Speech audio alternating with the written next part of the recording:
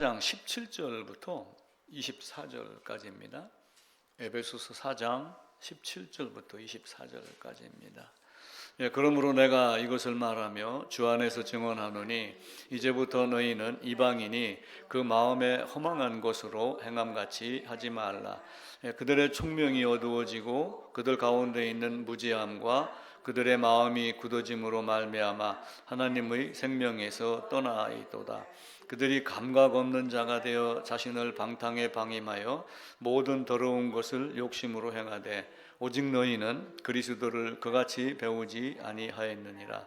진리가 예수 안에 있는 것 같이 너희가 참으로 그에게 듣고 또한 그 안에서 가르침을 받았을진데 너희는 유혹의 육심을 따라 썩어져가는 구습을 따르는 옛사람을 벌어버리고 오직 너희의 심령이 새롭게 되어 하나님을 따라 의와 진리의 거룩함으로 지으심을 받은 새 사람을 입으라.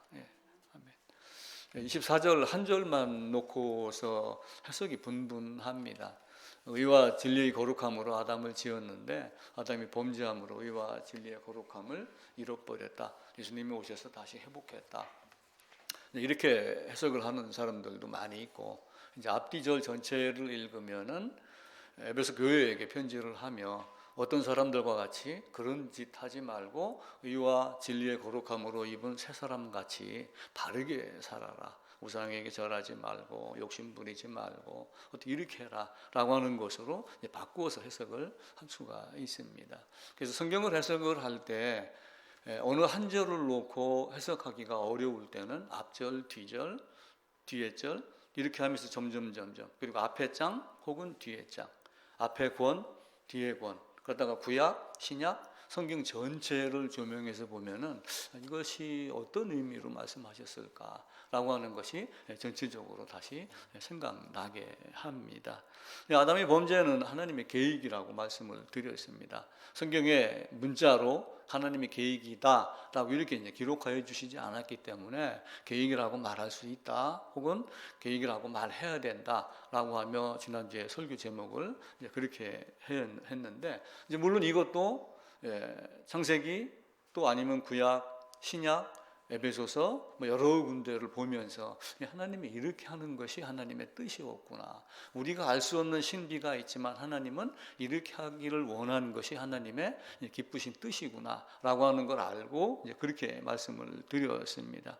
인간의 지혜로 그 신비를 이해할 수는 없지만 창조하기 전에, 아담이 범죄하기 전에, 이미 영원 전에, 만세 전에 예수 안에서 나를 예정했다라고 하는 것은 뭔가 예수님이 오셔서 해야 될 일이 있다라고 하는 것을 전제 조건으로 합니다. 그런데 예수님이 오셔서 한 일은 십자가를 통해 가지고 우리가 쉽게 얘기하는 원죄의 개념을 속죄하기 위한 것, 그러면서 원죄의 사하심과 더불어 자범죄까지 모든 죄가 다 사해지는 것이기 때문에 예수님이 오시고 예수님이 나를 예수 안에서 택하여 예정했다라고 하는 것은 내가 어떤 존재로 변할 것이다라고 하는 것을 하나님이 아신 거예요. 근데 이제 하나님의 허락이 없으면 그렇게 되는 것도 사실은 어렵습니다. 될 가능성이 없죠. 그래서 복음서에서 예수님은 참새 한 마리도 내 허락 없이는 떨어지지 아니한다라고 하며 하나님 말씀을 하신 거예요. 그러니까 결국 아담의 범죄도 하나님의 계획 안에 있다, 이렇게 보는 것이 성경을 놓고 봐서는 정확한 해석이다라고 하는 겁니다. 그래서 하나님의 기쁘신 뜻 하는 것은 결국은 예수 그리스도로 말미암아 예수 안에서 예수님이 주시는 어떤 사랑 때문에 내가 의로운 자가 되게 하는 것이 하나님의 기쁘신 뜻이다. 근데 그 신비를 우리가 다 이제 알지 못하지만 그것이 하나님의 기쁘신 뜻이었다면은 우리는 그렇게 받아들여야지 돼요. 또 한편으로 내가 육신을 입고 태어났습니다. 그럼 내가 육신을 입고 태어났을 때는 어떤 조건 하에서 태어난 거예요? 아담이 범죄해서 에덴 밖으로 쫓겨나서 아담과 하와가 육체적 결합을 한 것에 의해서 된 거예요. 근데 만약에 범죄하지 아니하고 에덴 안에 있었다면 둘 다 육체적 결합이 이루어지지 아니하였고 자식 또한 낳지 아니하였다. 그래서 이 땅에 아브라함 후손으로 말미암아, 아브라함 노로 말미암아 세상 모든 사람이 복을 얻게 될 것이다라고 하는 것은 어떤 많은 사람들이 죄악으로 출생한 것을 전제로 하고 아브라함이 전하는 그 복음, 아브라함의 후손이 전하는 다윗의 후손으로 오실 예수 그리스도로 말미암아 죄가 사해지는 어떤 이런 능력을 하나님으로 말미암아, 우리가 이제 성자 하나님으로 오셨지만 사실은 한번 하나님의 계획에 의해서 모든 것은 한번 하나님 때문에 이렇게 이루어지는 것, 내 뜻대로 이루어지는 것이 하나님의 기쁘신 뜻이다. 이렇게 보게 되면은 그 신비를 우리가 다 이해하지 못하지만 하나님이 이렇게 하셨구나라고 하는 정도만 이해하시면은 됩니다. 그래서 아담에게 생명을 주어 영원히 살게 하고 싶은 마음. 하나님은 아담을 지었잖아요. 근데 아담을 지었을 때 의와 진리의 거룩함이 있는 존재로 짓지는 않았어요. 의와 진리의 거룩함을 담을 수 있는 깨끗한 그릇으로 준 겁니다. 그러니까 동산이 이렇게 있으면은 이 동산 중앙에 나무가 2개가 있더라. 2개가 있는데 이 열매가 있는데 하나는 생명이고 하나는 사망이다. 동산 중앙에 있다는 것은 이 어디에서든 다 볼 수 있다, 가장 높은 곳에 있다, 이런 의미가 돼요. 특별히 이 2가지를 기준으로 하면서 아담을 여기다가 딱 만들어 놓고 생기로 생명으로 만드는 것은 이것을 네가 어떤 것을 취할 건가 라고 하는 거예요. 근데 일반적으로 우리가 설명을 할 때 이렇게 나누고 아담이 이걸 먹을래 이걸 먹을래 이렇게 구분하여 설명할 수도 있지만 하나님의 원뜻은 뭐예요? 너는 생명만 먹어야 되는 존재야. 사실은 이걸 가르친 거예요. 그런데 아담에게 준 자유이지 아담이 생각으로 하나님이 어떻게 된 거예요? 사탄의 유혹이라고 그러지만 결국은 아담이 스스로 고의적으로 범죄한 것. 일반적으로는 아담이 사탄의 유혹에 넘어갔다라고 하지만 사실은 그래서 사탄의 범죄와 아담의 범죄의 차이점이 있는 거예요. 사탄의 범죄는 아무도 누구도 유혹하지 않았는데 스스로 하나님께 도전하겠다라고 하는 것을 만들어낸 것. 근데 이제 아담의 범죄는 사탄의 유혹이 있긴 있었어요. 근데 인간적인 면에서 봤을 때는 실수였구나, 돌발적인 상황이었구나 이렇게 설명할 수도 있지만 돌발적인 상황이라 할지라도 결정은 누가 하는 거예요? 자기 자신이 하는 거예요. 그래서 어떤 유혹이 들어오든 들어오지 아니하든 관계없이 최종 결정, 선택, 실행은 누가 하는 거예요? 자기 자신이 하는 거예요. 그러니까 아담의 범죄도 사탄의 유혹이라고 하는 어떤 외적인 형식이 있었지만, 외적 자극이 있었지만 결정은 자기가 했기 때문에 아담의 범죄도 고의적인 범죄가 돼요. 이것을 사탄이 유혹했어, 그래서 내가 넘어갔어 라고 자꾸 얘기를 하면 나도 어쩌다 보니까 누구에 의해서, 누구의 유혹에 의해서 나도 세상 살다 보니까 이렇게 내가 자빠졌어, 넘어졌어, 유혹에 넘어갔어 이렇게 하고 그러지만 그 유혹을 바라보고 유혹을 하는 자들이 내게 다가와도 아니야, 거절할 수가 있잖아요. 그죠? 거절할 수가 있어요. 그냥 no 이렇게 할 수 있는데 거절할 수 있는 용기라고 하는 그 언젠가 그런 책이 한번 나온 적이 있었어요.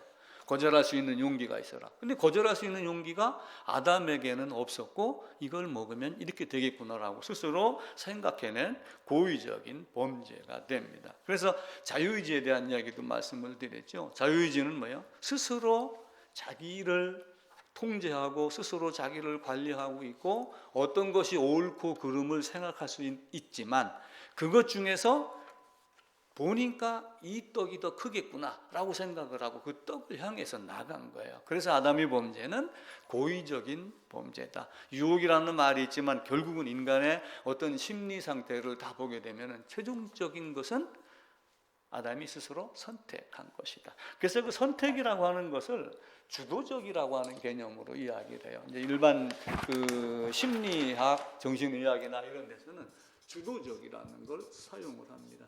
그러니까 일반적으로 주도적 그러니까 내가 주관돼 갖고 내가 주관이 돼서 내 마음대로 이렇게 이제 해석을 하는 분들이 많이 있어요. 내 멋대로 주도적인 내가 이끌고 나가야지, 내가 대장이 돼야 된다 이렇게 생각하고 그러지만 이제 많은 학자들이 모여서 이 주도적인 의미가 뭔가를 이제 이야기를 나눈 거예요. 그런데 사람이 이렇게 있으면은 이 마음 안에 이제 막 오만 가지 생각이 있는 거예요. 요 안에 어떤 자극이 딱 들어왔었을 때 어떻게 반응하느냐, 이게 이제 인간의 삶이에요. 그래서 인간은 항상 선택의 길에 놓여 있어요. 이리 갈까 저리 갈까, 오늘 뭘 먹을까, 내일 어디를 갈까, 어떤 옷 입을까, 아침에 올 때 화장품은 뭘 쓸까, 머리 모양은 어떻게 할까, 똑같이 루틴으로 정해진 것 같지만 약간씩 다른 것이 있어요. 근데 이 자극이 들어왔었을 때 이 안에서 무엇인가를 생각할 수 있는 능력, 이게 자유의지예요. 이 자극이 들어왔을 때 할까 말까? 아니야, 거절할까? 돌아설까? 따라갈까?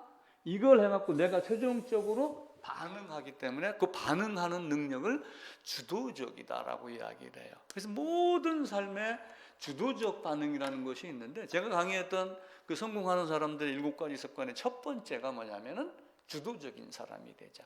그러니까 주도적인 사람이 되자는 건 대통령같이, 전두환같이, 군대의 어떤 대장같이 나를 따르라라고 하는 것이 주도적인 것이 아니라, 어떤 것이 자꾸 발생하고 어떤 문제가 생기고 어떤 일이 생겼을 때 어떻게 하는 것이 가장 효율적이고 어떻게 하는 것이 가장 효과적인가, 이걸 검토를 해갖고 최종 결정을 하는 것, 바르게, 이걸 주도적이라고 하는 거예요. 그러니까 아담을 놓고 보면은 주도적인 아담이 되지 못한 거예요. 사탄의 유혹이라는 자극이 들어왔어요. 근데 여기서 이제 계산을 하는 거예요. 계산을 하는데 아담의 계산이 사실은 누구의 입으로 드러났어요? 하와 입에서 나오는 말로 드러난 거예요. 마음에 있는 것, 입술에서 나오는 것이 다 입에서 나오는 것이 마음에서 나오는 것이다 라고 이렇게 이야기를 하잖아요. 죄라고 하는 개념은 사실은 그거예요. 우리가 그럽니다. 제일 앞페이지, 백보자료 앞페이지의 중간쯤에 성경이 말씀하는 죄라고 하는 내용이 있어요. 죄가 이제 두 가지예요. 단어가 히브리어로는 하타라고 이야기를 하고 헬라어는 하마르티아라고 말을 합니다. 그런데 이제 여기에 그 하마르티아는 G 해갖고 여기 숫자를 몇 개 적어놨죠. 이제 그릭이라고 하는 그리스어, 헬라어를 이제 이야기하는 거고, 하나는 이제 헤브리어 해갖고 H자가 들어가기 때문에 이제 성경을 보면서 많은 사람들이 단어를 찾아가기 쉽게 하려고 어떤 단어에다가 이제 번호를 매겨놨어요. 스트롱 코드라고 해가지고. 그래서 그 어떤 책에 이 H2398을 찾으면은 뭐가 나오냐면 하타라는 단어가 나오도록 이렇게 스트롱 코드 책이 있어요. 그래서 여기 보게 되면 하타하고 하마르티하고 같은 의미예요. 이제 번역상 히브리어에서 헬라어로 이렇게 넘어간 거예요. 일반적으로 우리가 이제 하마르티아라고 하는 단어를 많이 사용을 하죠. 어떤 기준, 어떤 표준, 어떤 법, 뭐 어떤 지켜야 할 것, 여기에서 벗어난 것, 왜곡한 것, 빗맞춘 것. 그래서 이제 관역이 이렇게 있으면은 관역이 있으면 화살은 어디로 날아가야 돼요? 관역이 이렇게 있으면 여기서 활을 쏘면은 화살은 이렇게 날아가야 돼요. 근데 이렇게 안 날아가고 이렇게 갔다든지 아니면 일부러 이쪽을 쐈다든지, 이게 이제 빗맞추다, 빗나가다 해갖고 하마르티아라고 하는 단어를 써요. 그러니까 우리의 목적은, 인생의 목적은, 성경을 보고 신앙을 하는 목적은 그리스도 예수를 찾아가는 거예요. 예수 안으로 들어가는 거예요. 근데 내가 이 예수 안으로 들어가기 위해서 활을 쐈는데 못 미쳤다든지, 뭔가 해방권에 의해서 떨어졌다든지, 일부러 엉뚱한 데를 쐈다든지, 이게 이제 하마르티아, 죄라고 하는 거예요. 그래서 성경에 대한 죄는 사실은 하나님에 대해서 관계가 되는 거예요. 성경에서 강조하는 죄는. 그러니까 하나님과의 관계가 단절된 것도 사실은 뭐예요? 하나님의 얼굴에다가 화살을 쐈기 때문에 그래요. 하나님의 눈동자를 건드린 거예요. 영린을 건드린 거예요. 용의 뒤에 비닐을 건드릴 때서 영린이라는 이야기를 하잖아요. 하나님의 관계가 잘못된 것, 엉뚱한 데로 가가지고 하나님과 나와의 관계가 단절된 것, 끊어진 것, 하나님이 나를 용서하지 않는 것, 이런 것들이 성경에서 강조하는 죄입니다. 그래서 우리는 죄 그러면 겉으로 드러나는 것에 대한 것도 많이 이야기를 해요. 그런데 겉으로 드러나는데 실제 내 마음은 안 그랬어, 이렇게 생각을 한단 말이에요. 사람들은 내 마음은 아닌데 나도 모르게 그렇게 됐어, 이렇게 하지만 사실은 그 말이 맞지는 않는 거예요. 마음이 움직이지 않으면 손이 움직이지 않아요. 뭐든지 마음이 움직였을 때 손이 움직이는 거예요. 그래서 결국은 내가 손으로 범죄한 것은 내 마음이 어떻다라고 하는 것을 드러내는 겁니다. 그래서 입술로 무엇을 아니할지라도 입술로 어떤 말을 하면은 사실은 이 마음 가장 깊숙한 곳에 숨어있던 어떤 생각들이 이렇게 밖으로 드러나는 거예요. 그게 죄예요, 죄. 근데 주도적 그러면 결국은 뭐예요? 이 안에 있던 많은 것들이 그래 이렇게 하자, 라고 하면 결정을 하는 거예요. 그러니까 아담도 하와가 대화 나누는 것, 자기 마음속에 있는 것을 하와를 통해 갖고 사탄과 대화를 하며 드러내고 이렇게 하는 거예요. 근데 가만히 보니까 맞는 것 같은 거예요. 나도 그런 생각을 했는데 네가 그렇게 호응을 해주니 맞겠구나, 이루어지겠구나, 그럼 나도 한번 해보지 뭐 했는데, 거기에 하와가 걸려 넘어졌음에도 불구하고 죽지 않는 걸 보고 안 죽네? 라고 하고 자기도 했는데, 사실은 첫 번째는 영이 단절이 되는 것을 사탄은 미처 깨닫지 못했던 거죠. 영이 단절이 되고 나니까 어떻게 하면은 육이 죽게 되죠. 버텨봤자 900년이었잖아요. 그래서 사람은 이렇게 요 안에 2가지 마음, 3가지 마음, 4가지 마음, 막 5만 가지 마음을 갖고 있는 거예요. 깊숙한 곳에 많은 것들을 들고 있어요. 그래서 야고보서는 샘물을 가지고 사람에 대해 이야기를 해요. 샘물은 물 구덩이 하나의 주둥이에 어떤 물 한 가지만, 쓴물을 내든 단물을 내든 하나만 내는데, 사람은 한 입으로 찬송과 저주를 다 내는구나. 참 오묘한 동물이구나. 이렇게 생각을 하는 거예요. 그래서 옛말에 아마 여러분들도 그 말 들었을 거예요. 머리 검은 짐승은 거두들이지 마라. 이런 말을 우리는 어렸을 때 또 크면서 많이 들었어요. 머리 검은 짐승은 거두들이지 마라. 물에 빠져는 건져 주었더니 보따리 내놓으라고 한다. 그러면서 이 사람이 묘한 것들을 이야기를 해요. 그 무슨 그 로마 무슨 브루투스인가 하는 어떤 황제가, 브루투스가 부하인데 칼에 맞아 죽었거든요. 그러니까 죽으면서 브루투스 너 맞아 이렇게 하고 죽은 유명한 말이 있어요. 믿고 믿었는데 그놈이 내 등을 칼로 찔른 거예요. 배신을 한 거죠. 사람이 이와 같은 경향들이 많이, 하나님이 아담을, 물론 하나님이 실수로 그렇게 짓게 한 건 아니에요. 이것도 계획 안에 들어가는 겁니다. 그럼에도 불구하고 인간의 입장을 놓고 봤었을 때는, 하나님의 입장에서 놓고 봤었을 때는 예정의 측면에서는 필연적인 것이 되지만, 아담의 입장에서는 고의적인 범죄로 바뀌어 나가는 거예요. 참 묘합니다. 그래서 야고보서에서 계속 이야기를 해요. 세상에 있는 많은 짐승, 새, 바다의 물고기까지도 사람이 길들일 수가 있다. 근데 길들이지 못하는 것은 사람이 혀다. 이렇게 이야기를 해요.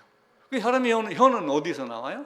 마음에서 나오는 거예요. 그 마음을 관리할 수 있는 능력을 세상에서는 주도적이다 라고 이야기를 하고, 그 주도적인 것에 대한 자극에 대한 반응이 하나님을 향하지 아니하고 엉뚱한 곳으로 향한 거. 그러니까 이렇게 나간 건 다 뭐로 간 거예요?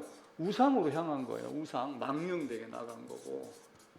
그래서 신명기에서는 망령되게 우상을 향한 것들을 누구에게 절했느냐라고 할 때 단어를, 귀신이라는 단어를 써요.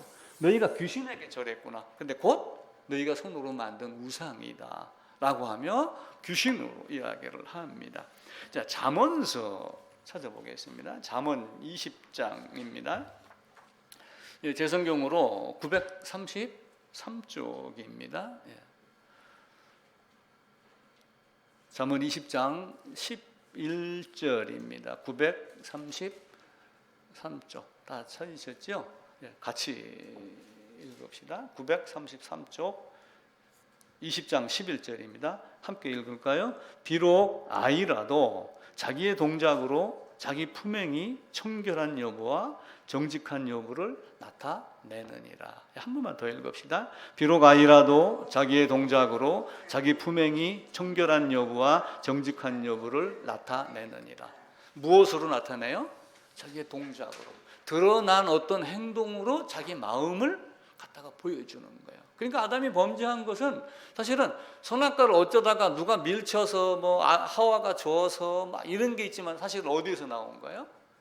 마음속에서 내가 저걸 먹으면 하나님과 같이 되겠구나라고 하는 자극이 들어오니까, 맞아, 그렇게 되겠어, 확실해 라고 하고 반응을 하는 겁니다. 그런 의미로 놓고 봤었을 때, 자기의 동작으로 그렇게 됐었을 때, 우리는 창세기 2장 17절을 일반적으로 무엇이라 얘기하냐 하면은 행위 언약이다 라고 이야기를 해요. 행위 언약.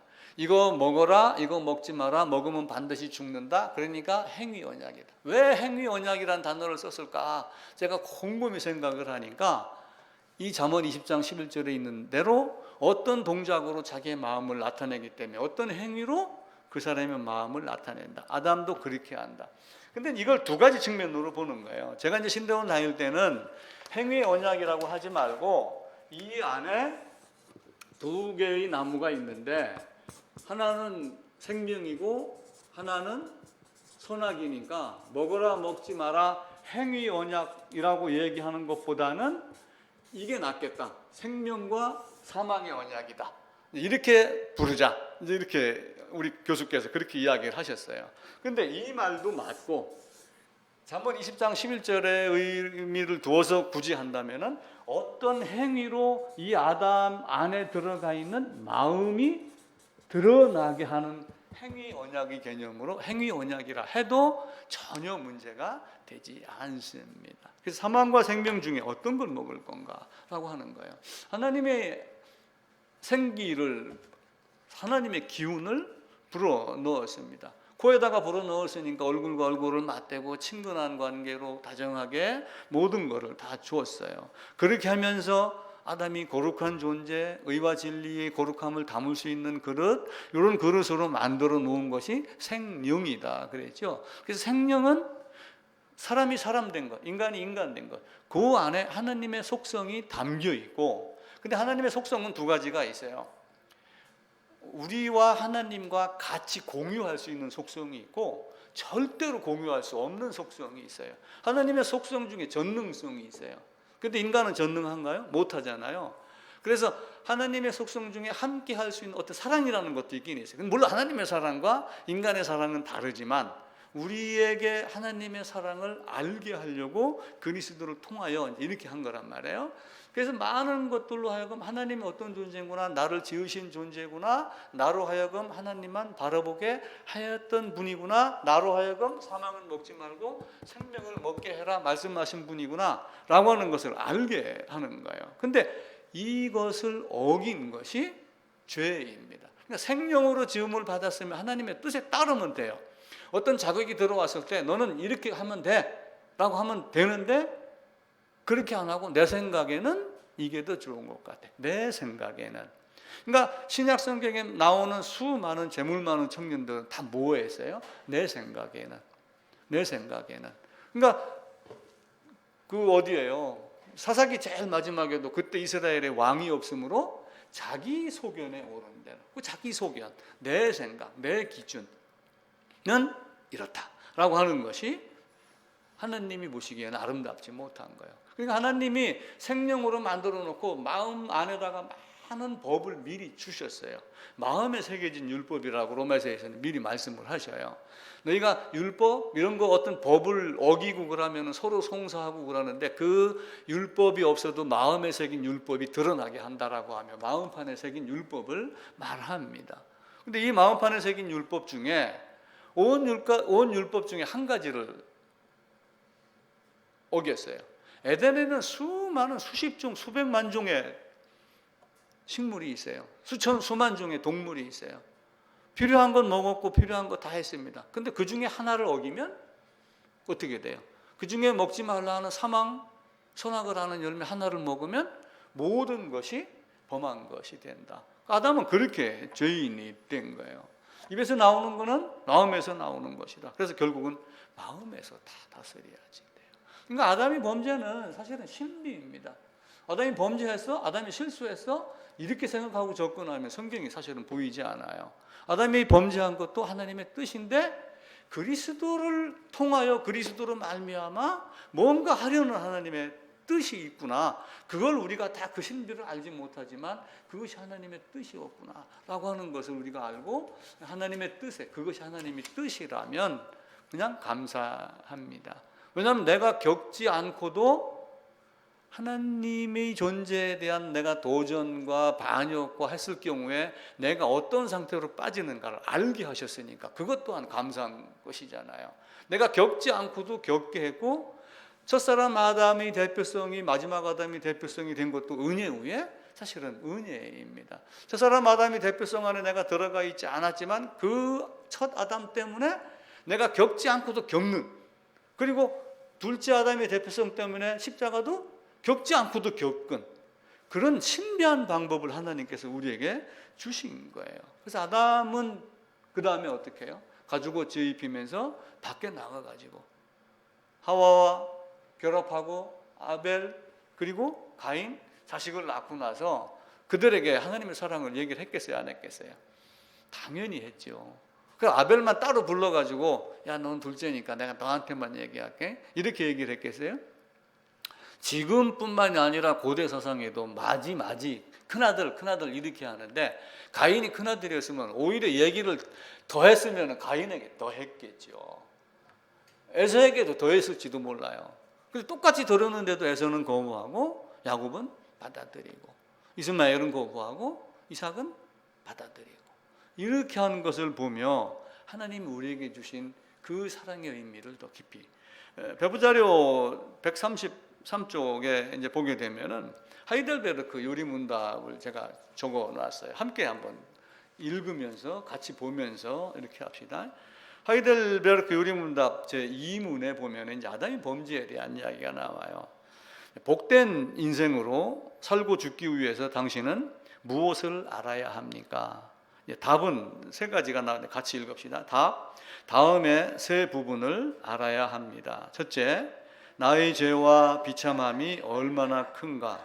둘째, 나의 모든 죄와 비참함으로 어떻게 구원을 받는가. 셋째, 그러한 구원을 주신 하나님께 어떻게 감사를 드려야 하는가. 요 세 가지를 알아야지 된다. 그런데 이제 같은 내용이 그 웨스트민스터 그 신앙 고백이라고 하는 게 있는데 소유리 문답이 따로 있어요. 거기에 보게 되면은 소유리 문답 19번입니다. 웨스트민스터. 사람이 그 타락한 처지에서 비참한 게 뭐냐? 타락하고 실수했으면 막 더 그냥 그걸로 그럴 수도 있는 거지. 이렇게 생각을 하지만 아담이 범죄하고 난 이후의 그 비참함이 뭐냐라고 하는 것을 묻는 거예요. 답입니다. 같이 읽읍시다.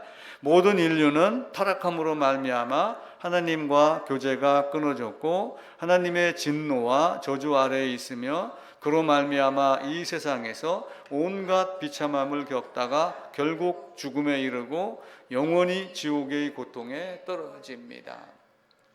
이게 지금 시대뿐만이 아니라 몇백 년 전의 중세시대 초대교회 성경 말씀을 보고 이렇게 깨닫는 거예요. 오호라 나는 곤고한 자로다. 사도 바울도 그걸 아는 거예요. 내가 왜 이런 존재가 됐지? 누가 나를 이 죄악에서 건져내랴? 오직 그리스도 예수 안에만 정죄함이 없다라고 하며 예수 그리스도 안으로 들어갑니다.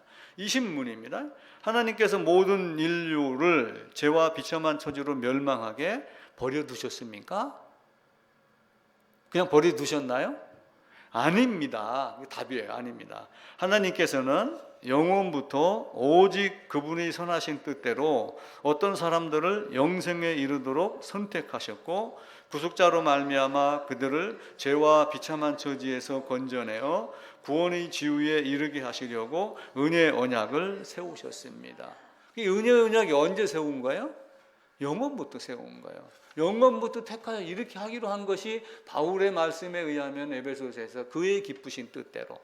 이 신비를 모르는데 바울은 그 기쁘신 뜻대로라고 하며 또 다른 말씀에서는 이방인과 유대인이 구분되는데 이 복음이 왔다 갔다 하는 이 신비도 너희가 알지 모르기를 원하지 아니한다. 알기를 원한다. 이렇게 이야기를 한 거예요.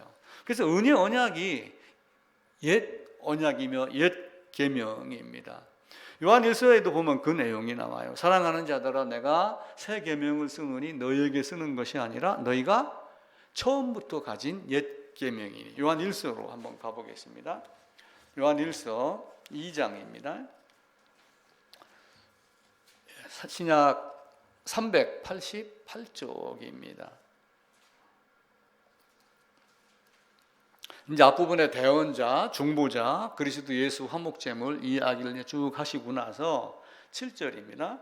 사랑하는 자들아 내가 새 계명을 너희에게 쓰는 것이 아니라 너희가 처음부터 가진 옛 계명이니 옛 계명은 너희가 들은 바 말씀이거니와 다시 내가 너희에게 새 계명을 쓰노니 그에게와 너희에게도 참드는 것이라. 이는 어둠이 지나가고 참 빛이 벌써 비침이니라. 오래전에 쓰셨기 때문에 옛 언약이에요. 또 이미 너희가 들은 바다라고 했기 때문에 너희가 이미 들었기 때문에 들은 것은 뭐가 돼요? 새 것이 돼요? 옛 것이 돼요? 옛 것이 됐다 그 얘기예요. 근데 새 계명을 쓰는 것은 옛날에 들었던 옛날에 은혜 언약을 세우셨던 그 은혜 언약이 여자의 후손으로 오셔서 그리스도로 말미암아 성취가 됐으니까 옛 언약이 성취가 새 언약이다, 새 계명이다 이렇게 말하는 거다라고 말씀을 하셔요. 근데 2장 7절에서 보면은 너희가 처음부터 가진 옛 계명이니라고 하는 처음부터라고 하는 단어를 써요. 처음부터. 너희가 처음부터 가진 개념. 그러니까 창세기 1장 보게 되면은 태초에라고 하는 단어를 써요. 그 처음부터가 태초에라고 하는 것 같은 단어를 사용을 해요. 그러니까 영원 전부터 하나님이 창조하기 그 이전에 이미 태초에 너희가 그 계명을 가지고 있다라고 하는 거예요. 그래서 옛 언약, 오래된 언약은 올드라고 하는 올드 테스트먼트라고 하는 구약은 오래되고 낡다는 뜻이 아니라 이미 오래전에 언약을 한 것인데 너희도 이미 알고 있는 그 언약이다. 그러니까 구약의 백성들은 어떻게 한 거예요? 오실 예수를 기다린 거예요. 오실 예수와 오신 예수와 다른 분이에요? 같은 분이에요? 같은 분이에요. 그 오실 예수가 오신다고 하는 것을 너희가 이미 들었기 때문에 옛 언약이 되는 거예요. 그리고 그분이 오셔서 성취했기 때문에 새 언약이 성취가 되는 겁니다. 그러니까 새 언약이라고 해서 새로운 어떤 새 계명을 주노니라고 한다고 하여 법이 다른 율법을 준 것이 아니라 옛 언약이 성취되었다라고 하는 그겁니다. 그 밑에 2장 13절에 보면은 아비들아 내가 너희에게 쓰는 것은 너희가 태초부터 계신 일을 알았으며 라고 하는 요 태초부터나 우리가 7절에서 읽었던 처음부터나 같은 단어를 사용을 해요. 그래서 단어의 용례를 보면서 이분이 어떤 의미로 말씀하셨을까? 요한이 어떤 의미로 말씀하셨을까? 그리고 요한이 요한복음을 쓰면서 태초에 말씀이 계시니라 라고 하는 그 태초와 처음부터와 이 태초가 다 같은 말씀이에요. 그러니까 여자의 후손으로 오겠다라고 하는 옛 언약을 너희가 이미 들었기 때문에 아담 이후로 태어난 사람들은 다 듣잖아요. 들으니까 오래전에 한 거니까 옛 언약. 그래서 제가 드렸던 말씀이 구약은 율법, 신약은 은혜 이게 아니고 구약은 뭐라고 그랬어요? 은혜 언약의 옛 시대. 이미 들었다는 거예요. 오래됐다는 뜻이 아니라 이미 우리가 익히 알고 있는 것을 그분이 오셔서 성취했구나.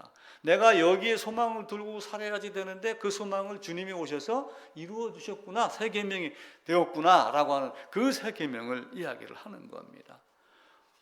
내가 아브라함이 나기 전부터 있느니라 라고 하면 그때가 언제예요? 아브라함이 BC 2166년에 태어났어요. 그럼 BC 2000년 전이고 서기 2000년인가 4000년이에요? 그럼 예수님이 4000년 전에 아브라함보다 조금 빨리 4500년 전에 태어나셨다, 있었다 이 개념인가요? 아니에요. 영원부터, 영원 전부터 항상 나는 스스로 있느니라 라고 하는 그 말씀을 하는, 나는 있는 존재다, 나는 있었다, 있을 것이다 이건 아니에요. 그러니까 출애굽기 3장 14절에서 나는 있을 것이다, 앞으로 어떤 되어질 일을 통해 가지고 내가 누구인가를 알게 할 것이다 라고 하는 것은 역사적으로 드러나는 점진적으로 벌어지는 사건에 대한 설명이었고, 나는 스스로 있는 자, 나는 있다, 나는 이다는 항상 현재의 모습에, 항상 오늘에, 내가 오늘날 너를 낳았다라고 하는 오늘은 오늘 2월 12일일까요? 항상 시작도 없고 끝도 없고 태어남도 없고 죽음도 없는 영원부터 영원까지 그분이 에게는 항상 오늘이고 항상 지금인 그분이 내가 너를 지금 낳았다 라고 하는 그 개념을 보시는 겁니다. 그러니까 아브라함이 나기 전에 내가 알았다, 아브라함이 나기 전에 내가 있었다고 그러니까 몇 년 앞서 이런 개념이 아니란 말이에요. 태초부터 영원부터 영원 전부터 이렇게 보시면 됩니다. 자, 하이델베르크 오문입니다. 같은 쪽에 아마 있을 거예요. 당신은 모든 걸 지킬 수 있습니까? 거기에 이제 보면 율법이 요구하는 모든 걸 지킬 수 있습니까? 그럼 답도 결국은 뭐예요? 아닙니다. 절대로 지킬 수 없습니다. 하이델베르크 오문 답만 한번 읽어봅시다 같이. 아닙니다. 나는 본성적으로 하나님과 이웃을 미워하는 경향이 있습니다. 왜 그래요? 타락, 부패, 오염되었기 때문에 그래요. 그래서 다시는 되돌릴 수가 없어요. 이만한 물통에 잉크를 한 방울 딱 떨어뜨리면은 우리 눈으로 보기에는 그물인 것 같아요. 표가 안 나요. 근데 이제 화학을 하는 사람들이 보게 되면은 그 잉크 한 방울 물을 빼내기 위해서 이 물통의 물을 사실은 다 비우는 거예요. 물통을 막 없애버리고 새 물을 담는, 새 포도주는 새 부대에 담는다라고 하는 개념으로 들어가죠. 8문입니다. 그렇다면 우리는 그렇게 부패하여 선을 조금도 행할 수 없으며 온갖 악만 행하는 성향을 지니고 있습니까? 예, 그렇습니다. 근데 착한 사람들이 있어요. 아니요. 나도 때로는 좋은 일을 많이 합니다. 근데 때로는 좋은 일을 많이 한다, 이건 좋다, 저건 나쁘다라고 판단하는 것 자체가 뭐예요? 선악을 아는 일에 내가 포함이 되어 있다는, 하나님만이 하실 수 있는 그 일에 솔로몬이 내한테 재판하는 지혜를 주시옵소서 하는 그 재판은 누구만 하는 거예요? 당시에는 왕만 하는 거예요. 다른 사람들은 재판할 수 있는 능력이 없었어요. 모세만 재판한 거예요. 그래갖고 모세가 열심히 하니까 이도로가 보기에 답답하니까 그 고난을 사람이니까 사람 예대로 이렇게 1000부장, 100부장, 10부장, 50부장 이렇게 줘라 라고 얘기를 한 거지, 본래는 하나님 한 분, 왕 한 분, 모세 한 분 이렇게 할 수 있게 해놓은 거예요. 우리가 성령으로 거듭나지 않, 참으로 그렇습니다. 하나님께서 사람이 할 수 없는 것을 그의 율법에서 요구한다면 부당한 거 아닙니까? 아닙니다. 아닙니다. 왜 할 수 없는 것을 하라고 하는 거, 그건 나쁜 거 아니에요, 하나님? 근데 아닙니다 라고 이야기를 해요. 왜 그래요? 자, 구문 답 한번 읽어봅시다. 아닙니다. 하나님은 사람이 행할 수 있도록 창조하셨으나 사람은 마귀의 꿰매 빠져 고의로 불순종하였고 그 결과 자신뿐만 아니라 그의 모든 후손도 하나님의 그러한 선문들을 상실하게 되었습니다. 사람이 행할 수 있도록 창조한 거예요. 아담을 그런 존재로 만드는 거예요. 이게 200년 근대 현대시 만드는 게 아니라 중세시대의 종교 개혁을 하면서 많은 사람들이 성경을 보면서 맞아, 우리는 이렇게 타락을 한 거야. 그런데 왜 동전을 넣으면 천국 간다고 하지? 아니야, 죗값을 치러야지 돼 라고 하며 교리를 만드는 거예요. 이런 교리를 우리가 많이 알아야지 돼요. 이런 교리에 대해서, 성경의 원리에 대해서 알면은 사실 어디 가서도 넘어지지 않아요. 그러니까 교회가 이걸 이야기하지 않으면 자꾸 넘어지는 거예요. 그러니까 목회의 성공은 숫자의 성공이나 교회당 크기의 성공이 아니라 이것 한 가지를 제대로 아는 사람 한 사람을 만들었으면 사실은 목회의 성공이 되는 겁니다. 제 신문입니다. 하나님께서는 그러한 불순종과 반역을 형벌하지 않습니까? 형벌하지 아니하고 지나치시겠습니까? 이 말이에요. 결코 그렇지 않습니다. 하나님께서는 원죄, 자범죄 모두에 대해서 심히 진노하셔서, 그러니까 이제 우리가 하는 아주 바르지 못하는 것이 있어요. 예수님이 원죄는 용서해 놨는데 자범죄는 맨날 금요 찾아가서 기도해야지 돼, 이렇게 가르쳐 놨어요, 지금 교회가. 근데 내 모든 죄 사함 받고 이야기를 해. 물론 죄 안 짓는다는 얘기가 아니에요. 하나님이 속죄의 근본이 뭔가라고 하는 걸 아는 거예요. 근본이 뭔가를 알고 자범죄가 나오지 않는 사람이 되라, 의와 진리의 거룩함으로 살아내는 새 사람이 되라, 이런 못된 짓 하지 말고 에베소 4장 읽은 대로 그 이야기를 하는데, 우리는 그냥 예수님이 내 죄 다 지고 가서 원죄는 사용하는데 자범죄는 충성해야 돼, 기도해야지 돼, 새벽 기도 빠지면 안 돼, 여기에다가 지금 헛된 일에 지금 가고 있는 거예요. 그 죄들을 이 세상에서 그리고 영원히 의로운 심판으로 형벌하실 겁니다. 하나님께서는 누구든지 율법책에 기록된 대로 온갖 일을 항상 행하지 아니하는 자는 저주 아래 있는 자다. 자식 때도 못된 짓 하는 놈 많잖아요. 저도 자식 되면서 못된 짓 많이 하고 컸거든요. 근데 자식 됨과 안 됨과의 차이를 먼저 알아야지 돼요. 예수님의 속죄는 근본의 해결이 되면서 그때부터는 어떻게 돼요? 그리스도 예수의 생수 안에 발 담그고 그 영향을 받아서 그 진액을 빨아서 이제 아름다운 열매를 맺어라 라고 하는 것인데, 사실 우리의 삶이 자꾸 유혹, 주도적인 삶에서 벗어나서 엉뚱한 짓들을 많이 한 거예요.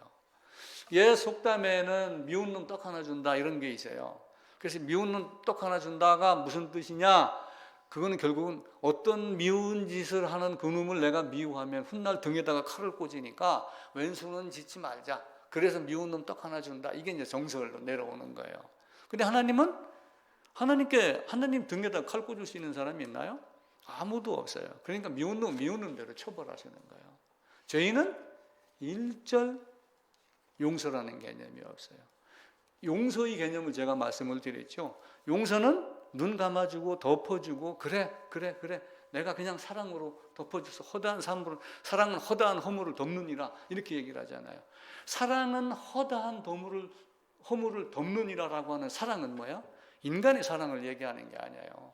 근본적으로는 십자가의 사랑으로 모든 죄 모든 허물이 다 없어지고 그것으로 말미암아 형제가 좀 죄 있다고 눈에 들보 찾지 말고 티 찾지 말고 때로는 그냥 덮어주고 때로는 훈계하고 이렇게 살아라는 뜻이지. 사랑은 그러면서 형제를 사랑하지 아니하면 그 안에 뭐 하나님이 있다 없다 그러니까 사랑으로 자꾸 자기 신앙을 나타내려고 그렇게 하는 거예요. 그래서 뿌리에서 나오는 열매야 되지 열매를 뿌리에 담아라 라고 이야기를 해요. 옛 선지자들은 열매가 뿌리에 담겨있는 열매야 되지 뿌리 없는 열매로 재물 많은 청년들과 같이 나는 이렇게 했습니다라고 하는 사랑은 행위는 아무 필요가 없다라고 이야기를 합니다. 이게 이제 하나님의 예정과 신비예요. 아담의 범죄의 신비.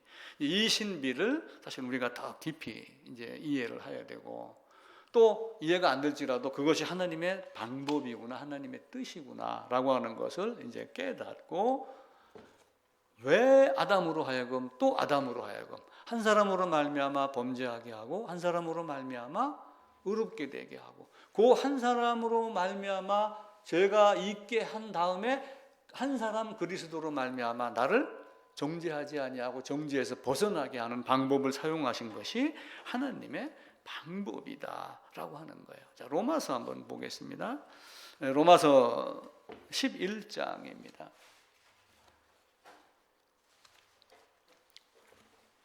32절입니다. 로마서 11장 32절 3절 4절입니다.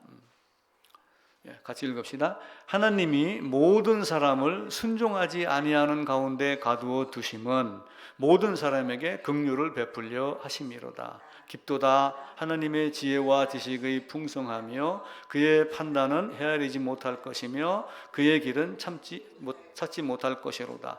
누가 주의 마음을 알았느냐? 누가 그의 모사가 되었느냐?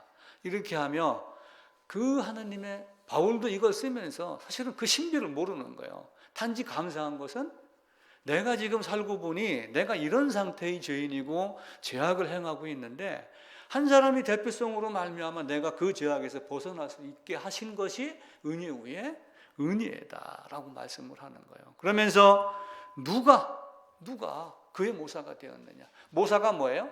계략군이에요. 모사는 쉽게 얘기하면 참모 이야기하는 겁니다. 이 바울이 이 말씀을 하면서 이사야서 봅시다. 이사야서 40장입니다. 이사야서 40장을 인용을 했어요. 40장 13절입니다. 1015쪽입니다.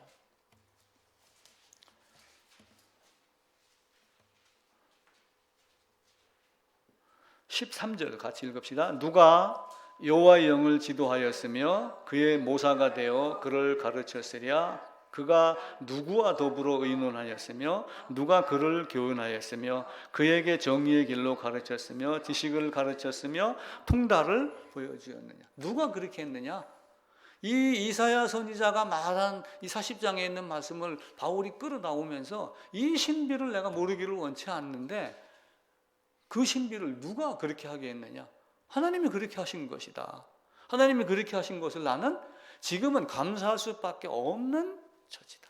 만약에 한 사람 아담의 대표성이 아니었다면 에덴에 있는 아담도 유혹을 당해서 범죄를 했는데 설령 그 상태에서 아담이 나가지고 자식들이 많이 나와서 내가 이 땅에 있었다면 있는데 나라고 유혹당하지 아니하겠어요? 그런데 그런 상황이 반드시 나에게 있을 것인데 마지막 아담 그리스도 한 사람으로 말미암아, 대표성으로 말미암아 내가 거기에서 벗어나는 방법을 주셨으니 이것보다 더 큰 은혜, 이것보다 더 큰 신비가 어디 있겠느냐. 이 신비를 누가 하나님 옆에서 지도했고 누가 하나님 옆에서 모사꾼이 되어서, 유비, 삼국지 보면 유비 옆에 제갈공량이 있어요.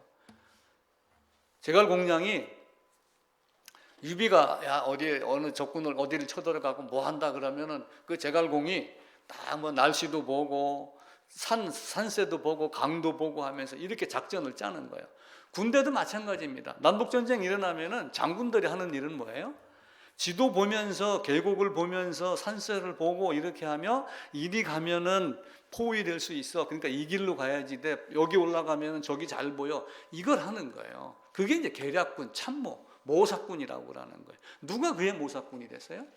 아무도 그러지 않았어요. 하나님 한 분이 그렇게 정한 거예요. 그래서 우리는 그 말을 삼위 하나님이 영원전에 협의하였다. 이렇게 이제 단어 문장을 만들어서 사용을 해요. 삼위 하나님이 협의하여. 근데 했는데 이제 이거를 성부, 성자, 성령으로 구분하여 말할 때 성부가 계획하고 성자가 이루시고 성령이 가르치게 하셨다. 깨닫게 하셨다. 성취되게 하셨다라고 말씀을 하죠. 홀로 한 분 하나님이 홀로 하나를 폈고 아무도 함께 앉아 없어요. 출애굽할 때 하나님 같이 했나요? 아니에요. 하나님 홀로 그를 애굽에서 이끌어냈어요. 하나님 혼자 하시는 거예요. 그 신비를 우리가 어떻게 알아요? 그래서 성경이 모든 자를 죄 아래 가둔 것, 모든 사람을 사망 안에 가둔 것은 모든 사람에게 은혜를 베풀려 합니다 라고 하는 그 한 분 하나님으로 주시는, 아니 그거 한 개만 가지면 이전의 모든 것을 내가 다 갖게 된다니까. 그거보다 더 큰 은혜가 어디 있어요? 하나님 우리에게 이제 그걸 주면서 너희는 어떤 존재이냐? 너희는 죄악 중에서 출생한 존재야. 내 어머니가 나를 죄악 중에서 잉태하였습니다. 내 어머니도 죽었으니 나도 반드시 죽을 존재가 되는 거예요. 똑똑한 사람은, 김영석 교수는 나는 언제 죽을지 모르지만 아직 젊다라고 이렇게 이야기를 하지만 태어나서 초등학교 때 예를 들어 어머니가 돌아가셨다, 할아버지 돌아가셨다 하는 걸 딱 보고 그 위에 징조 고조가 없는 걸 안다면 나도 언젠가는 죽는다라고 하는 걸 아는 거예요. 그렇게 아는 사람들이 철학자가 되는 거예요. 근데 그걸 모르는 사람들은 멋모르고 헬스하고 뛰어다니다가 나중에 병원 가서 골치 썩이고 안 되니까 자연인 가고. 삶의 방향이 질이 다른 거예요. 내 어머니가 나를 죄악 중에 출생하였구나. 나도 죄인이구나. 나도 반드시 죽을 존재구나 라고 하는 걸 아는 거예요. 그래서 곱게 죽고 즐겁게 살다가 평안히 가려면 내가 죽을 존재라는 거, 나는 반드시 죽어야 되는 존재라는 걸 알으라는 거예요. 서울대학교 모 교수가, 종양내과 교수가 그걸 언젠가 암 전문인데 책을 쓴 게 한 번 있어요. 환자들마다 와가지고, 언젠가 제가 설교도 한 번 했어요. 동생이 왔는데 내 돈 내놔 이렇게 하고서 눈 뒤집었다가 얼마 안 있다 뭐 죽었다 이런 얘기도 있고 뭐 이런 거 있잖아요. 죽을 줄 알고 나도 가는구나 라고 하는 걸 마지막 순간에 안다면은 그보다 더 좋은 게 어디 있어요? 여인에게서 난 자가 어찌 의롭다 하겠느냐 라고 하며 이 땅에서 태어난 자, 물론 그 여인을 혹시 하와가 범죄함으로 여인을 더 드러낸 말인지는 모르겠어요. 그런데 사람은 태어나면서 다 죽음이 있어. 죽지 않는 사람이 없어요. 욥기 11장에도 이 이야기를 합니다. 네가 하나님의 오묘함을 어찌 능히 측량하며 전능자를 어찌 능히 완전히 알겠느냐. 신명기 29장 29절에도 감추어진 일은, 하나님이 우리에게 많은 계시를 하였지만 계시 중에서 보여준 것이 있고 아직 보여주지 않은 게 있어요. 신명기 29장에서 감추어진 것은 아직 보여주지 않은 거예요. 근데 어렴풋이 보여준 거예요. 바울에게는 보여주면서 첫사람과 마지막 아담, 두 아담을 놓고 이렇게 죄로 가두었다가 마지막 아담 때문에 이렇게 풀어 헤쳐주는 그 신비를 나름대로는 이제 깨닫고 이야기를 하는데, 감추어진 일은 하나님께 속하였지만 나타난 일은, 어렴풋이 우리가 보여지고 한 것은, 그러니까 여자의 후손으로 오겠다라고 하는 것은 사실은 감추어진 거예요. 듣긴 들었는데 감추어졌으니까 사람들이 어떻게 해요? 나름대로 짐승으로, 이삭으로 많은 제사의 방법으로 아사셀 염소로 가르쳤는데 메시아를 기다렸던 사람들이 메시아를 죽이는 거예요. 그럼 내가 하나님이야 라고 했었으면 그 선지자야? 라고 한번 받으면 됐는데 자기가 생각한 하나님의 기준이 있는 거예요. 지금 로마가 이렇게 있고 바로가 이렇게 있고, 아니 바로가 이렇게 했는데 모세 너 같은 놈이 와가지고 우리를 구해내? 처음에는 거부하고 그랬잖아요. 그러니까 어떻게 해요? 하나님이 여러 이적으로 모세가 그럴 가능성이 있다, 능력이 있다를 보여주는 거예요. 하나님 여러 가지 방법으로 우리에게 그렇게 나타나게 하게 됩니다. 하나님 우리에게 많은 걸 주셨어요. 생기를 불어넣어 생명이 되게 했다라고 하는 이 생명은 하나님이 어떤 존재인가를 아는 거예요. 물론 하나님의 계획은 감추어진 거기 때문에 인간의 입장에서 알기는 어려워요. 그러나 아담이 범죄하는 순간 하나님의 은혜가 작동을 했고, 은혜가 작동을 하며 바로 가죽옷이라고 하는 물건이 딱 등장을 하잖아요. 그러니까 아담은 그때 아는 거예요. 그러면서 가인, 아벨에게 이야기를 하고 있고, 아벨 대신 셋을 주고 계속해서 후손들에게 이야기를 하는데 두 에녹이 등장을 하는 거예요. 가인의 후손 에녹은 자기만을 위한 성을 쌓고 에녹이라 이름을 짓고, 하나님과 동행했던 에녹은 하나님의 말씀에 따라 살면서 하나님과 동행하고 하나님의 뜻에 따라 살다가 하나님께 돌아가는. 그래서 하나님의 모양대로 하나님의 형상대로 너희가 지었다라고 하는 형상과 모양은 사실은 같은 단어입니다. 그래서 창세기 1장 26절에는 모양과 형상, 27절에는 형상 해가지고 5장 1절에는 모양만, 3절에서는 모양과 형상. 그런데 나중에 창세기 9장에 가게 되면은 홍수가 끝나고 하나님의 형상대로 지은 사람이 또 나와요. 왜 하나님의 형상일까요? 생기를 주어서 생명이 되게 하고 하나님이 어떤 존재인가를 알게 하는 능력을 100% 없애지 않은 거예요. 아담이 범죄하고 나서. 아담이 범죄해서 타락했지만 하나님을 알 수 있는 약간의 도덕적 양심과 율법이 작동할 수 있는 본성에 대한 것을 약간 남겨놓았다, 어느 정도 남겨놓았다. 학자들은 그렇게 정리를 해요. 이게 이제 완전히 왜냐하면 그게 없으면 어떻게 돼요? 짐승이죠. 인간이 아니에요. 그래서 범죄했지만 약간의 도덕성을 남겨놓았다. 본성의 어떤 선한, 왜냐하면 남겨놓으면 뭐가 좋은 점이 있어요? 선한 지도자가 나올 수도 있어요. 선한 지도자가 나오면은 이 안에 있는 크리스찬들이 그 나라에서, 그 마을에서 살기가 편하고 편하면서 신앙생활 하기가 좋아요. 악한 자만 나오면 어떻게 되겠어요? 도덕적 양심이 없다. 그러면은 예전에는 어떻게 죽여 그런 거예요. 지금은 그렇지 않은 모습으로 바뀌어지잖아요. 하나님의 형상대로 지음 받았다라고 하는 것은 인간을 인간되게 만드는 거예요. 그러나 범죄함으로 손상을 입은 것은 사실이에요. 아담이 갖고 있는 본성이 손상을 입은 건 사실인데 그 손상을 입어서 거기에서부터 뭐가 나와요? 악이 나오는 거예요. 음흉함이 나오고 계략이 나오고 계책이 나오고 이렇게 하면 곁길로 빠지기 시작을 해요. 그러나 아담이 갖고 있는 하나님을 바라보는 본성, 선한 것을 향하는 마음, 이것은 완전히 없어지지 아니하고 여전히 남아있다. 약간의 도덕성이 남아있다라고 하는 거예요.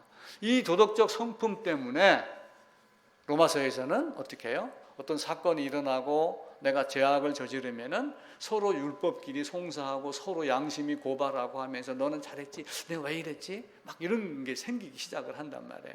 그렇게 하면서 밤잠을 못 자고 고민하다가 경찰서에 자수하러 가는 사람이 있고, 어떤 악한 사람은 끝까지 도망가다가, 근데 요즘엔 도망가면 잡혀요, 안 잡혀요? 요즘에 잡힙니다. 얼마 전에 며칠 전인가도 무슨 편의점에서 20만 원을 훔치려고 사람을 죽였더라고요. 근데 이틀 만에 잡혔어요. 골목골목에 카메라가 있어가지고 그것만 분석을 하면 어디에서 가고 어느 골목으로 이게 다 나온답니다. 지금 갈 데가 없어요. 우리가 하나님의 눈도 피할 수 없다라고 하는 것을 골목마다 있는 CCTV로 위성으로 가르쳐요. 지진도 마찬가지예요. 지진이 났던 곳이 어디냐면은 이스라엘이 이렇게 있고 요에 있는 터키잖아요. 터키. 지금은 튀르기예인가 얘기를 하는데, 바울이 전도 여행 가면서 1차 전도 여행 가고 2차 전도 여행 가면서 항상 들렸던 곳이에요. 우리는 지금 터키가 복음이 없다라고 하면서 뭐 선교사 파송한 일하잖아요. 초대교회 때 7개 교회가 있던 곳이에요. 여기가. 그들이 거부해서 떠났을 뿐이에요. 우리는 이런 곳으로 지금 찾아다니면서 우리만 복음 갖고 있다, 대한민국만 지금 하나님 사랑받고 있다, 이렇게 착각을 하고 있는 거예요. 역사를 보면은 바울이 1, 2, 3차 전도 여행 다녔던 곳이 바로 이곳이에요. 이곳에 지금 어제 뉴스인가 보니까 한 2만 4천 명? 14,000명? 그렇게 많이. 안타까운 심정. 신문 기사에 보니까 어떤 여자애가 동생하고 깔려 있는데, 나를 구해만 주면 당신 하인이 되겠습니다, 이러면서 신문 기사 1면에 나왔더라고요. 동아일보. 그걸 보면서 내가 순간 목숨이 얼마나 중요한가. 그걸 보면서 또 한편으로 여기서 꺼낸다고 물론 그 아이가 남의 하인이 들어가는 건 아니에요. 그런데 그 심정으로 사도 바울이 이제는 너희가 살리심을 받았으면 주의 종이 되라. 내가 주의 종이 돼서 이렇게 목숨 순교하면서, 바울도 도망가지 않아도 도망갈 수 있는 조건이에요. 그런데 도망가지 아니하면서 셋집에 살면서 이태 동안 사람들이 오고 가고 그러는데 옷 갈아입고 나갈 수도 있고 피할 수도 있잖아요. 그런데 안 가요. 왜? 그렇게 하면 자기가 미래에 대해서, 새 예루살렘에 대해서 선포한 것이 거짓으로 사람들이 여길 것 아니에요. 나는 죽어도 다시 살고 라고 이야기를 했는데 그 목숨이 아까워갖고 도망갔다? 그러면 안 되죠. 복음은 그와 같은 거예요. 자기가 자기에게 율법되고 고발하고 하는 이런 모습들. 양심이라고 하는 것은 시편 7편에 보면은 의로우신 하나님이 사람의 마음과 양심을 감찰한다, 이렇게 말씀을 하셔요. 또 시편 16편 7절에도 보면은 나를 훈계하신 여호와를 송축하라, 밤마다 내 양심이 나를 교훈한다. 이 사람에게는 양심이 남아있어요. 아담의 범죄에도 약간의 양심이, 도덕적 양심이, 성품이 남아있다. 자, 악인에 대한 이야기예요. 시편 37편입니다. 악인이 칼을 빼고 활을 당겨 가난하고 궁핍한 자를 엎드리며 행위가 정직한 자를 죽이고자 하나 그들의 칼은 오히려 그들의 양심을 찌르고.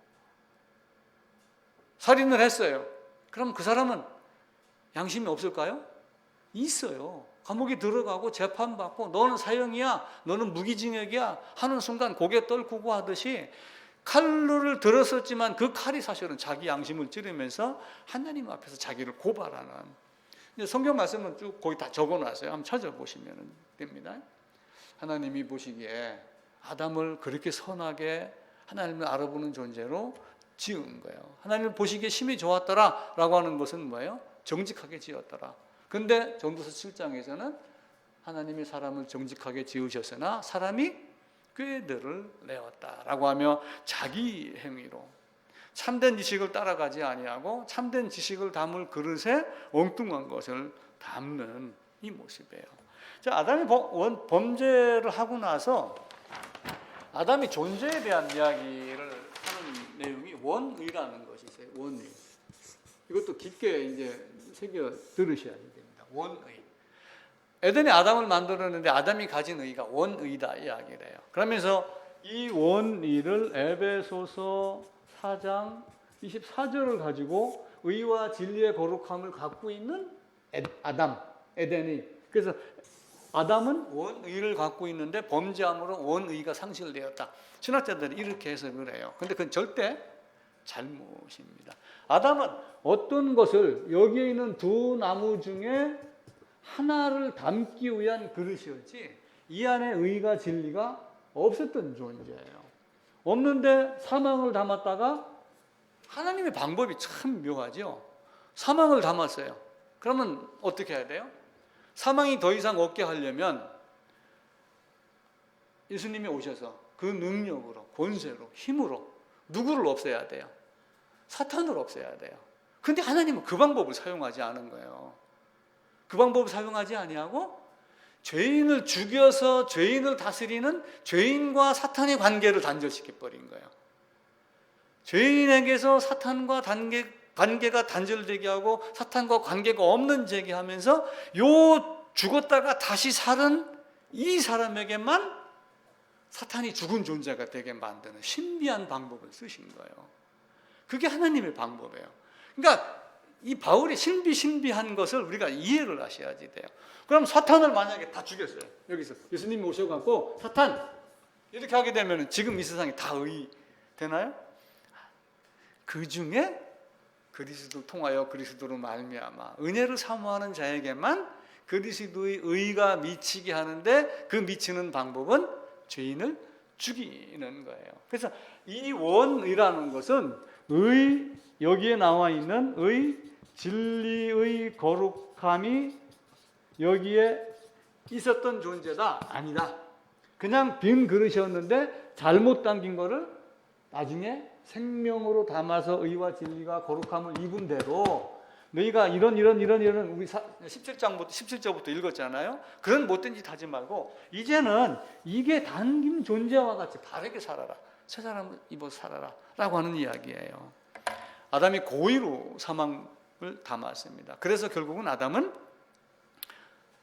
하나님 앞에서 죽임을 당해야지 됩니다. 그리고 온 우주 만물이 다 타락하고 부패하고 썩어집니다. 그래서 인간이 회복이 되면은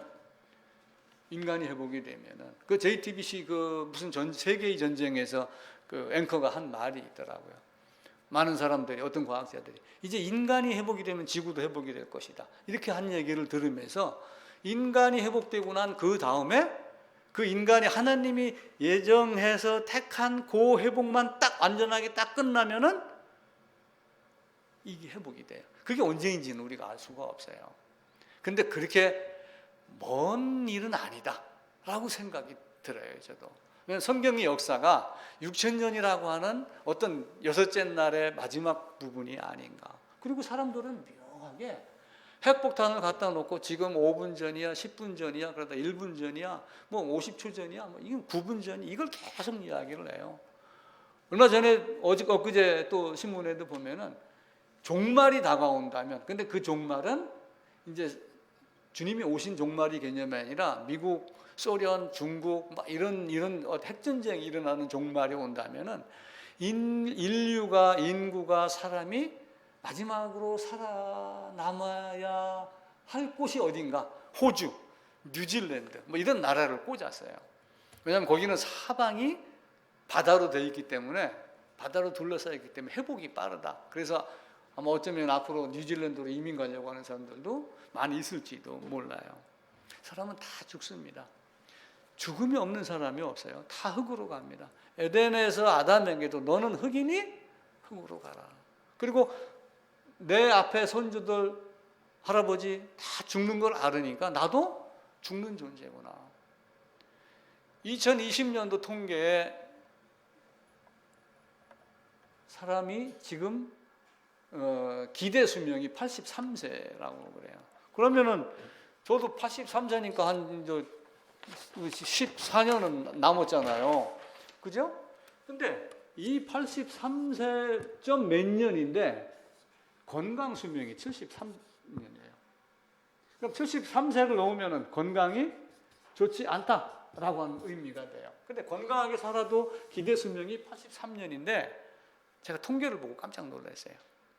가로해놓고 2020년도 출생자에 한해서 지금 기대 수명이 몇 년이다라고 하는 것은 현재 살아있는 사람들을 얘기하는 게 아니라 2020년도 통계는 2020년도에 출생한 자는 83세까지 살 수 있다. 그 얘기를 한 거예요. 통계가 그렇게 나와요. 그 기사가 그래 적혀 있더라고요.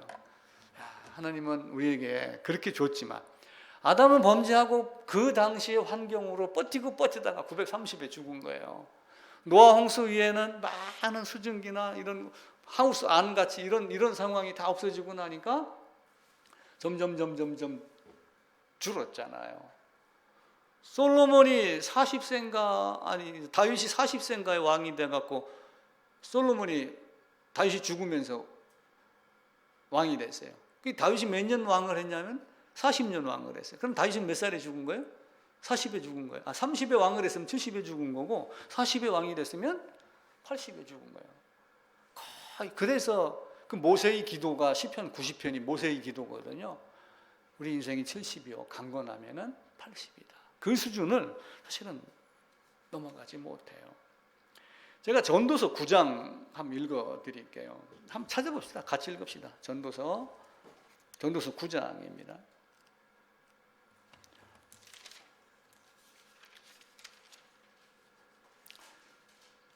2절입니다. 모든 사람에게 임하는 그 모든 것이 일반이라. 의인과 악인, 선한 자와 깨끗한 자, 깨끗하지 아니한 자, 제사를 드리는 자와 제사를 드리지 아니하는 자에게 일어나는 모든 일반이 선인과 죄인, 맹세하는 자와 맹세하기를 무서워하는 자가 일반이로다. 3절부터입니다. 모든 사람의 결국은 일반이라. 이것은 해 아래에서 행해지는 모든 일 중에 악한 것이니 곧 인생의 마음에는 악이 가득하여 그들의 평생에 미친 마음을 품고 있다가 후에는 죽은 자들에게 돌아가는 것이다. 별것 아닌 게 인생이에요. 그래서 이 땅에 살면서 우리가 어떻게 하면은 의와 진리의 거룩함으로 채워진 거듭난 자가 되고, 거듭난 자가 되었다면은 어떻게 그렇게 살 건가? 그래서 여호수아도 죽으면서 모든 세상 사람들이 가는 길로 내가 이렇게 가는데 너희는 법을 지키고, 다윗도 솔로몬에게 나는 세상 모든 사람 가는 길로 간다. 솔로몬아, 너는 이렇게 하나님 말씀을 지켜라. 그랬는데 솔로몬은 늙어서 곁길로 빠졌잖아요. 하나님은 우리에게 바른 사람 되기를 원하고 바르게 살기를 원합니다. 우상 헛된 것 매이지 아니하고, 그런 것 있으면은 주도적인 것, 자극이 들어왔을 때 아닌 거는 아니야 라고 이야기를 해요. 아닌 그 버너라고 하잖아요. 버너, 불 키우는 버너잖아요. 그래서 뜨겁다, 버닝이라고 그래요.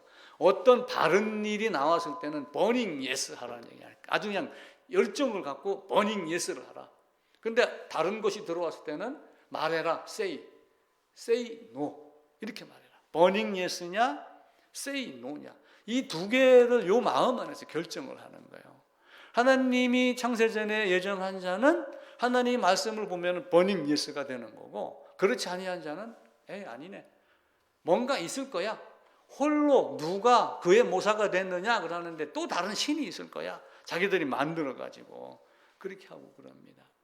정리를 하면은 아담의 범죄 또한 하나님의 계획이었다라고 하는 것 다시 말씀을 드렸고, 또 아담은 처음부터 아담이 가진 원의는 의로운 존재가 아니었어요. 의를 담을 수 있는 존재로, 그런데 사망을 담았고 사망을 담은 아담을 죽여서 사망을 담게 한 사탄을 죽인 것이 아니라, 사탄은 종말일 때까지 지금 있어요. 죄인을 죽여서 그 죄인이 죽고 살아난 의인과 사탄과의 관계만 단절되게. 그런데 이스라엘 백성은 꺼내줬는데도 다시 찾아가서 엉뚱한 짓을 한 거예요.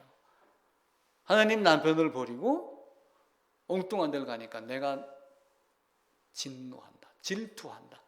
그렇게. 나는 사랑의 하나님인데 나는 질투하는 하나님이야. 하나님에게 왜 질투가 있어요? 내가 남편인데, 나는 너를 지으신 내가 너희 남편인데, 남편이 나를 놔놓고 신부가 다른 데를 가니까 질투해요, 안 해요? 사람이 언어로 하나님의 심정을 우리에게 전달하는 거예요.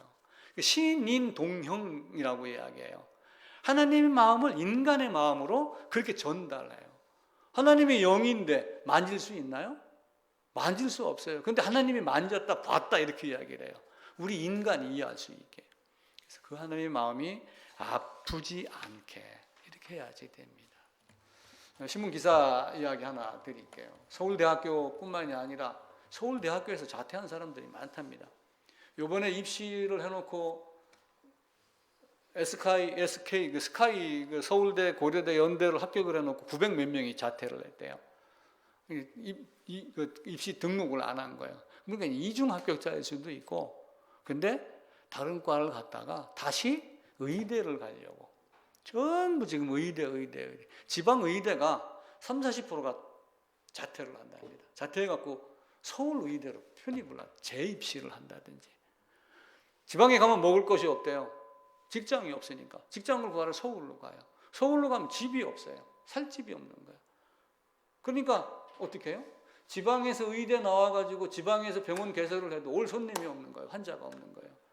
근데 지방에서 나와가지고 수석 졸업 아니면 서울에 가서 삼성병원 뭐 이런 데 취직을 할 수가 없대요. 안 받아준대요. 그러니까 너도 나도 서울로.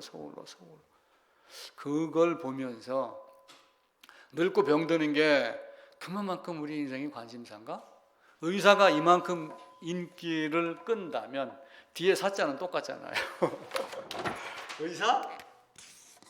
의사 인기보다 더 인기가 있는 목사들이 사실은 더 많이 나와야지 돼요. 단 진짜 거듭난 목사, 제사함 받은 목사, 그래서 복음을 제대로 선포하는 목사, 여러분이 그런 분들을 대신하여 복음 전하는, 또 여러분 자녀들이 혹 하나님의 말씀을 전하는 자로 또 진로가 바뀌어도 하나님께 쓰임 받아도 굉장히 아름다운 모습이 될 겁니다.